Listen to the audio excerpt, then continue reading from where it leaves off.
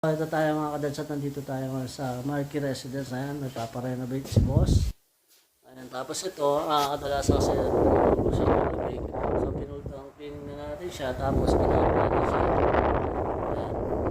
So, dati kasi, ayan, dito siya sa baba, kaya titingnan nyo doon. Ayan, nilagyan ko na lang siya ng patong na goma.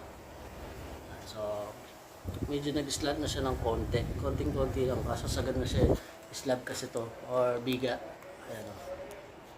Hindi lang masagad. Kasi bababa siya doon. Papunta doon sa baba.